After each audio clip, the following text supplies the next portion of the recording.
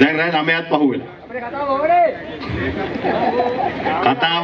කතාවට වඩා අපිට දැන් ඕනේ වැඩ. Study a British degree online. Make an impact. Call now. අද මේ මැතිවරණ කාලයක් නෙවෙයි අපි හාමුදුරුවනේ. හැබැයි මැතිවරණ කාලයක් නොවුණත් රෑ 9:09 වෙනකොටත් කොට්ටාස රැස්වීමකට 1000ක් හමාරක් සෙනගෙනවා කියන්නේ ඔබ ශ්‍රී ලංකා පොත්ජන පෙරමුණ කෙරෙහි අප කෙරෙහි තිබූ විශ්වාසය තහවුරු වෙලා තියෙනවා කියන එකත් අපි මහත් ආඩම්බරයෙන් මතක් කරන්න ඕනේ. අනේ පොඩ්ඩක් වෙන්න ඕනේ.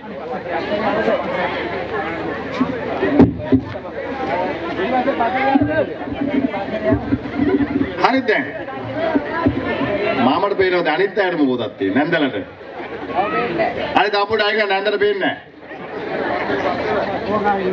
පොඩ මම පැත්තට එන්නකෝ.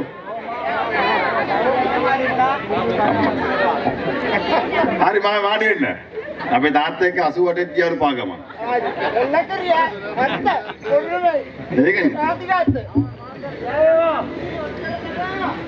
අද එද අසීමිත බලාපොරොත්තු දීලා ගෙයින්කට ගිහිල්ලා රටේ ජනතාව රවට්ටපු ආණ්ඩුව අද බලයට ඇවිල්ලා තමන් වෙච්ච පොරොන්දු ඉටු කරන්නේ නැතුව තවදුරටත් බොරුවෙන් වංචාවෙන් දූෂණයෙන් මර්ධනයෙන් තමන්ගේ ආණ්ඩුව පවත්වා ගන්න උත්සාහ කරනවා.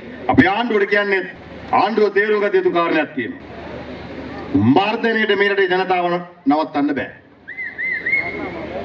මේ ගමේ ජනතාව නවත්තන්න බෑ. මේ ගම්වල ඉන්නේ මර්ධනයට මුහුණ දීපු අය. අවුරුදු 30ක් LTD ත්‍රස්තවාදීන්ට මුහුණ දීපු අය. අභියෝග වලට මුහුණ දුන්නා.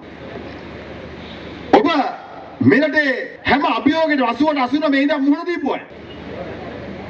ඒ හැම අභියෝගයක්ම ජයග්‍රහණය කරන්න බල ආත්ම ශක්තිය තිබ්බා. එහෙනම් මේ ගම්වල ජනතාව මර්ධනයට බය වෙන්නේ නැහැ. බෑන්ඩෝ හිතනවා ගොවියාගේ ප්‍රශ්නේ යට ගහන්න පුළුවන්, උපාධිධාරියාගේ ප්‍රශ්නේ යට ගහන්න පුළුවන්, තරුණයාගේ ප්‍රශ්නේ යට ගහන්න පුළුවන්. ඒ ගැන කතා කරන, ඒ ගැන ප්‍රශ්න කරන, ආණ්ඩුවට අභියෝග කරන മന്ത്രിවරු වෙනවා නම් මහා සංඝරත්නය වෙන්න පුළුවන්, විපක්ෂ മന്ത്രിවරයෙක් වෙන්න පුළුවන්, සිවිල් සංවිධානයක පුද්ගලයෙක් වෙන්න පුළුවන්, මාධ්‍යවේදී සහෝදරයෙක් වෙන්න පුළුවන්, පොලිසිය පෙන්නලා බය කරන්න පුළුවන් කියන.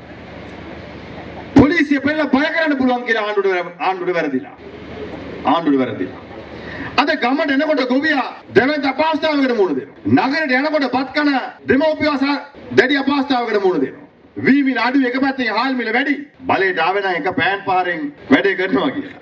දැන් පෑනේ තින්ති ඉවරද දන්නේ නැහැ. ඉවර වෙලා. තින්ති ඉවර වෙලා. අසන ගෙවට වදින්නේ නැහැ. වදින්නෙම රුවිතෙට.